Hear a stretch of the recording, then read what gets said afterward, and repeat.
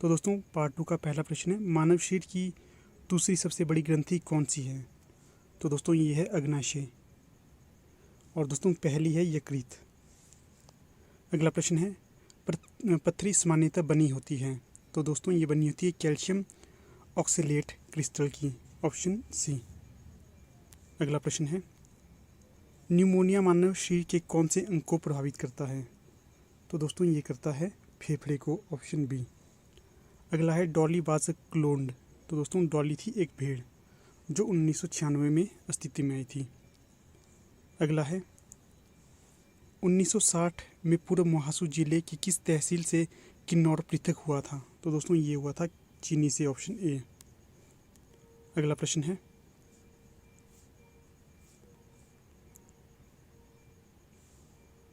पृथ्वी का क्रोड बना हुआ है।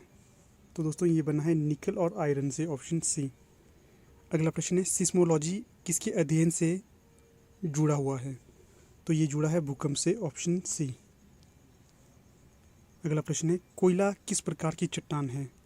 तो ये है अपसादी, ऑप्शन बी। अगला है, इनमें से कौन सी हरित गृह गैस है? तो दोस्तों कार्बन डाइऑक्साइड, मीथेन, क्लोरोफ्लोरोकार्बन, ये सभी हैं, ऑप्शन डी बिल्कुल सही है। अगला प्रश्न है, पश्चिमा पवनें सामान्यतः किस दिशा से बहती हैं? तो दोस्तों ये बहती हैं, ऑप्शन ए, दक्षिण पश्चिम से उत्तर पूर्व, ऑप्शन ए। अगला प्रश्न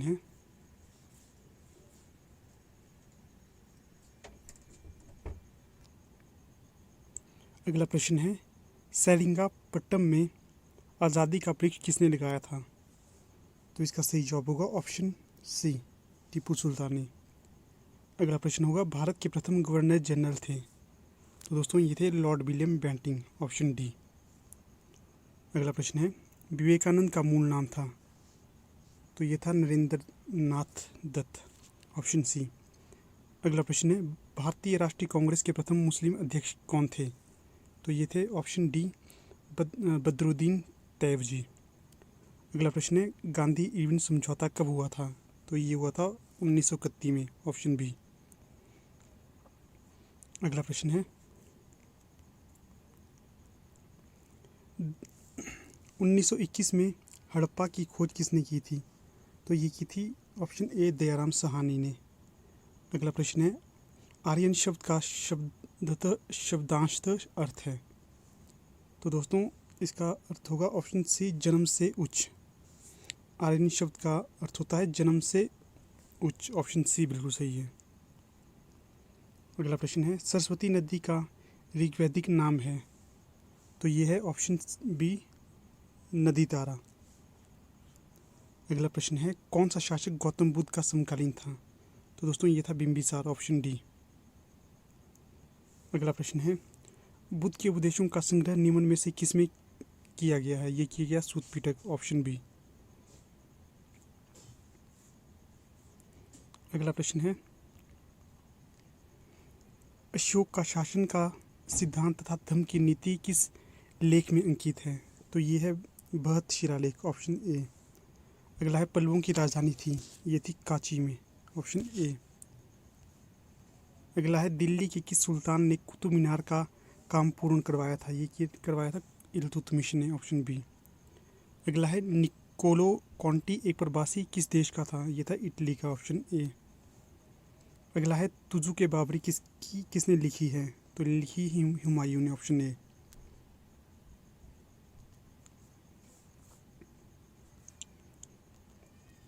अगला प्रश्न है, झवेरी बहनें किस शास्त्र नीति से संबंधित हैं? तो दोस्तों ये है मणिपुरी से, ऑप्शन डी। अगला है, लाहो भारत के किस राज्य का लोक नृत्य है? ये है मेघालय का, ऑप्शन ए।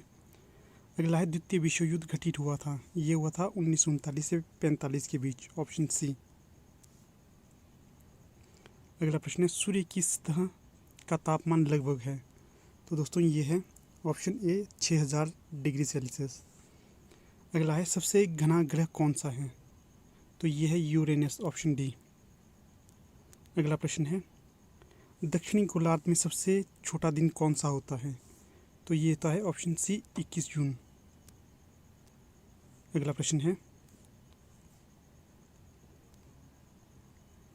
निम्न में से कौन सा उच्च बादलों के वर्ग से वर्गीकृत है? तो ये है ऑप्शन ए पक्षाब मेघ। अगला प्रश्न है, प्रेयरी किस देश की घास के मैदान है? तो ये है यूएसए के, ऑप्शन बी।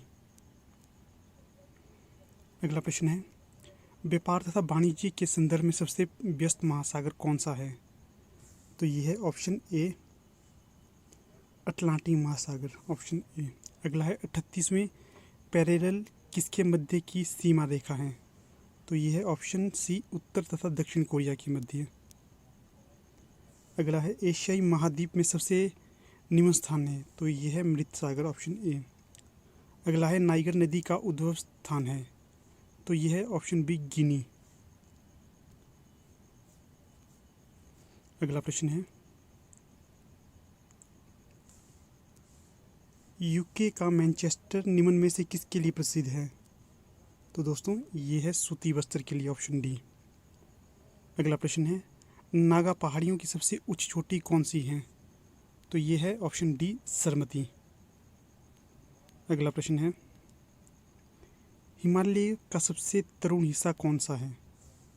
तो दोस्तों ये है ऑप्शन ए शिवालिक।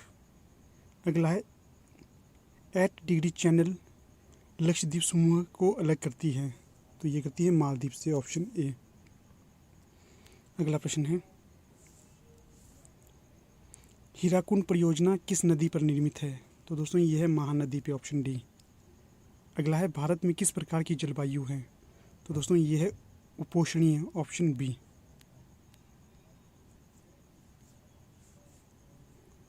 अगला प्रश्न है, नूनमती तेल परिशोधनशाला भारत के किस राज्य में स्थित है? तो ये है असम में, ऑप्शन सी। अगला है, भारत की सर्वप्रथम इलेक्ट्रिक ट्रेन थी? तो ये थी ऑप्शन सी डेक्कन क्वीन। अगला प्रश्न है, संविधान सभा द्वारा गठित नियम प्रक्रिया समिति के सभापति कौन थे? तो ये थे doctor Rajendra Prasad, option B. अगला है, भारतीय संविधान के आमुख में स्वतंत्रता, समानता तथा भाईचारा के आदर्श किस देश के संविधान से लिए गए हैं? तो ये लिए गए फ्रांस से, ऑप्शन ए। अगला प्रश्न है, भारतीय संविधान का कौन सा भाग यूपीएससी तथा राज्य लोक सेवा आयोग से संबंधित है? ये है ऑप्शन डी। अगला प्रश्न है, भारतीय संविधान की कौन सी अनुसूची दल बदल निषेध कानून से संबंधित है? तो ये है ऑप्शन सी 10वीं।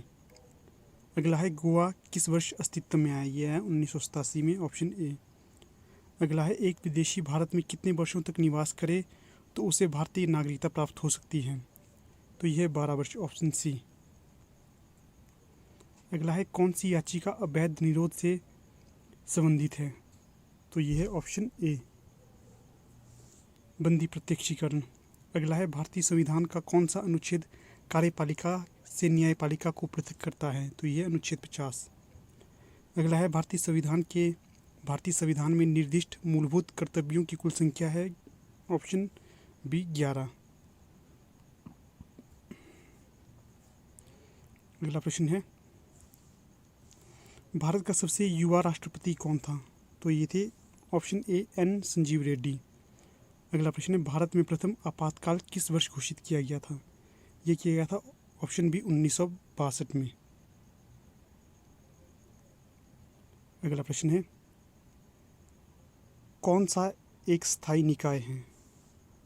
तो ये है ऑप्शन ए राज्यसभा। अगला प्रश्न है, महाराष्ट्र में लोकसभा की कुल सीटें कितनी हैं? ये 48, ऑप्शन सी। अगला है, भारत की न्यायिक व्यवस्था में सबसे सर्वोच्च कौन है? तो दोस्तों ऑप्शन डी इनमें से कोई नहीं, अर्थात केंद्रीय प्रशासनिक अधिकरण, ग्रीन ट्रिब्यूनल, उच्च न्यायालय, इनमें से कोई नहीं, ऑप्शन डी बिल्कुल सही है। अगला है, एक राज्य के महाधिवक्ता की नियुक्ति कौन करता है? तो ये करता है राज्यपाल, ऑप्शन डी। अगला प्रश्न है, स्टार्टअप इंडिया स्कीम किस वर्ष लॉन्च की गई थी? ये की गई थी ऑप्शन डी 2016 में। अगला है, राउंड रिवोल्यूशन निम्न में से किसके उत्पादन से संबंधित है? ये है आलू से, ऑप्शन डी। अगला है, विश्व में ब्लैक टी का सबसे बड़ा उत्पादक तथा उपभोक्ता कौन सा देश है? ये है भारत, ऑप्शन डी। अगला प्रश्न है, कौन सा औद्योगिक नीति प्रस्ताव भारत का आर्थिक संविधान कहलाता है? तो ये कहलाता है ऑप्शन बी 1956। अगला है, एशिया का प्रथम निर्यात प्रसंस्करण क्षेत्र 1965 में यहाँ पर स्थापित किया गया था। ये किया गया था कांडला में, ऑप्शन ए। अगला प्रश्न है, फेरा स्टैंड फॉर, FERA से तात्पर्य है, तो इसका फुल फॉर्म होगा दोस्तों निम्न में से कोई नहीं, क्योंकि जो यहाँ पर दिए गए ऑप्शन सारे गलत हैं। इसका जो अर्थ होता है वो होता है फेडरल इमरजेंसी रिलीफ एडमिनिस्ट्रेशन। यहाँ पर इसकी फुल फॉर्म दी है, आप देख सकते हैं। अगला प्रश्न है, विद्युत आपूर्ति भारतीय अर्थव्यवस्था के किस क्षेत्र से, प्रश्न एक बार फिर से पढ़ते हैं, विद्युत आपूर्ति भारतीय अर्थव्यवस्था के किस क्षेत्र में आती है? तो दोस्तों इस प्रश्न का उत्तर मुझे नहीं मिला है। अगर आप लोगों को इसका सही जवाब पता है तो आप बता सकते हो। मुझे लगता है या तो इसका बी होगा या तो सी, इनमें से एक। अगला प्रश्न है, केंद्रीय सांख्यिकी संगठन किस वर्ष गठित किया गया था? तो ये किया गया था दोस्तों 1951 में। अगला प्रश्न है, नीति आयोग में नीति से संदर्भ है? तो दोस्तों ये है national institute for transforming India, option C. अगला प्रश्न है, गरीबी उन्मूलन किस पंचवर्षीय योजना का एक उद्देश्य था? तो दोस्तों ये था 5वीं पंचवर्षीय योजना का, ऑप्शन सी। अगला प्रश्न है, वह किस प्रकार की बेरोजगारी कहलाती है जब उत्पादक क्षमता पर्याप्त मात्रा में नौकरी सृजन करने के लिए अपर्याप्त हो? तो ये होता है संरचनात्मक बेरोजगारी, ऑप्शन ए।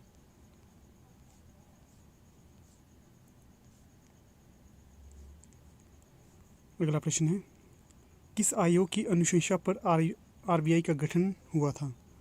तो ये हुआ था हिल्टन यंग आयोग, ऑप्शन ए। अगला प्रश्न है, वह दर जिस पर RBI वाणिज्यिक बैंकों को वित्त प्रदान करती है कहलाती है? यह है रेपो रेट, ऑप्शन ए। अगला है, बीमा क्षेत्र का नियमन कौन सा प्राधिकार करता है? तो ये करता है ऑप्शन सी, IRDAI। अगला है, किसे कागजी स्वर्ण भी कहते हैं? तो ये है ऑप्शन सी, विशेष आहरण अधिकार। अगला प्रश्न है, ऊर्जा का SI मात्रक है? तो ये है जूल, ऑप्शन सी।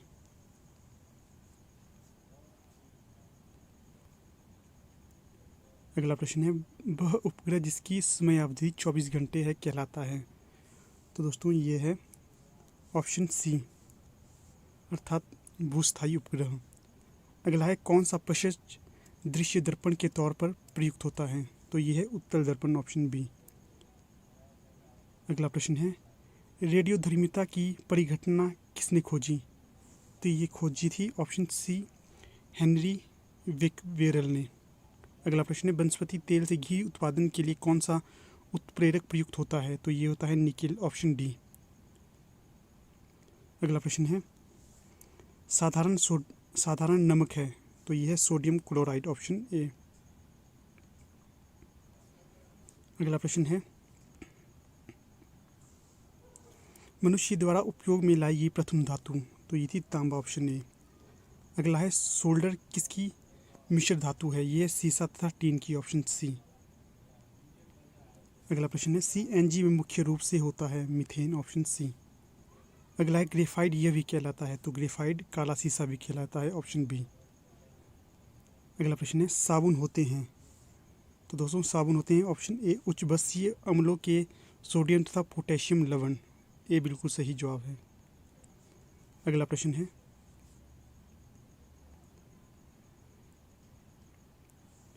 बेकेलाइट बना होता है? तो दोस्तों ये बना होता है फॉर्मल्डिहाइड एंड फिनॉल से, ऑप्शन सी बिल्कुल सही है। अगला प्रश्न है, रासायनिक रूप से विनेगर है? तो ये है एसिटिक एसिड, ऑप्शन डी। अगला प्रश्न है, विटामिन सी है एक? तो ये है एस्कॉर्बिक एसिड, ऑप्शन ए। अगला प्रश्न है, कोविड-19 का कारक है? तो दोस्तों ये है विषाणु, ऑप्शन डी। अगला है, सामाजिक कीट कौन सा है? तो दोस्तों ये है चींटी, ऑप्शन ए। तो दोस्तों यहाँ पर हमारी पार्ट 2 की वीडियो का समापन हो जाता है। हम जल्द ही आपके पास इसका अगला पार्ट भी लाएंगे, तब तक आप बाकी सभी पार्ट को देख सकते हैं। ठीक है दोस्तों, वीडियो देखने के लिए धन्यवाद।